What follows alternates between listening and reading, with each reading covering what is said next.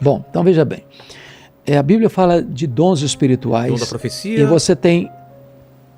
São quantos?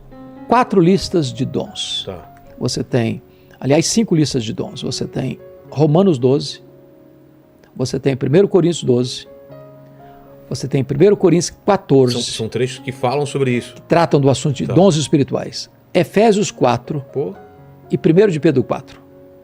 Então são 5 textos da Bíblia que lidam com isso. Então, alguns entendem que esses dons chamados dons de sinais, dom de profecia, dom de cura, dom de línguas, cessaram. Porque entendem que quando vier o que é perfeito, o que em parte será aniquilado, entendem que o que é perfeito seria o cânon, fechamento do cânon. Terminado, a Bíblia agora está completa, tem uma capa ulterior. Mas cessaram quando? No momento em Cristo? Com o advento dos apóstolos, depois dos apóstolos, teria cessado. O que eu pessoalmente entendo? Eu entendo que os dons são contemporâneos, mas não entendo, sou cessacionista, não entendo que aquilo que as pessoas chamam do dom é dom. Por exemplo, entendi. Não creio que dom de profecia é eu dizer para você, meu servo, como se eu estivesse trazendo uma revelação nova para você. Entendi. Isso não é dom de profecia. Isso é o quê? Dom de profecia na Bíblia é expor as Escrituras. É quando você abre a Bíblia, explica a Bíblia, prega a Bíblia, entendi. Aplica a Bíblia. Isso é dom de profecia. Isso existe. Isso existe. Tá. Eu não creio, por exemplo, que o dom de apostolado é que hoje tem os apóstolos. Não, eu creio que nós tivemos os apóstolos e que hoje nós temos o dom de apostolado. Diferente.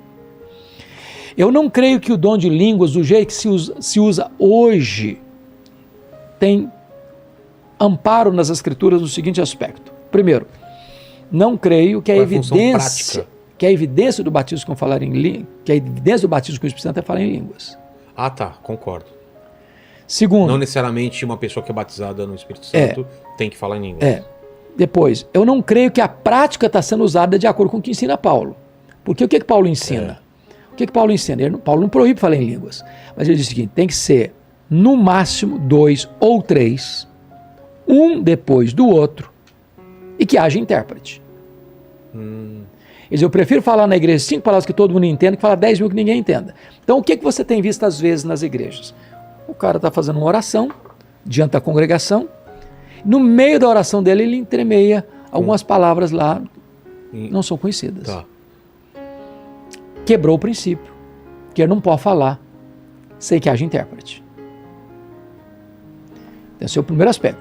Aí você está numa congregação... Porque senão não tem uma função prática. Não tem prático, não tem inteligência. Tem alguém falando uma coisa que ninguém entende e não tem alguém para interpretar. Exato. Está uma congregação reunida. Porque a língua, na teoria, é para edificação própria, não para os outros. Eu vou entrar nesse ponto aí. Entrar nesse ponto aí.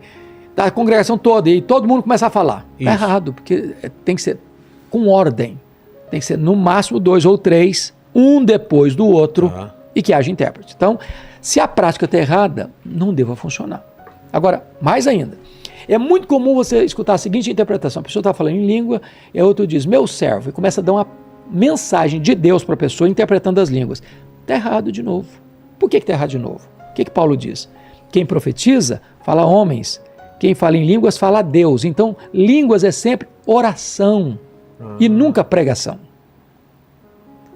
Se houver a interpretação, tem que interpretar a oração e não a pregação, porque aí é profecia. Entendi. E língua não é profecia. Língua é com Deus. É oração. Então, é oração. O nosso saudoso Juan Carlos Ortiz diz que línguas é o dom de pijama, é o dom da sua intimidade com Deus. Não é para ser mostrado. É da sua intimidade com Deus. Então, Paulo não proíbe falar, mas orienta como falar. Então, quando eu digo para você... Mas qual é a função? Por que Autoedificação. Para autoedificação. É por isso que na colocação de Paulo é o dom menos importante. Porque todos os dons são dons para edificação do corpo. Se não houver interpretação, não vai edificar o corpo.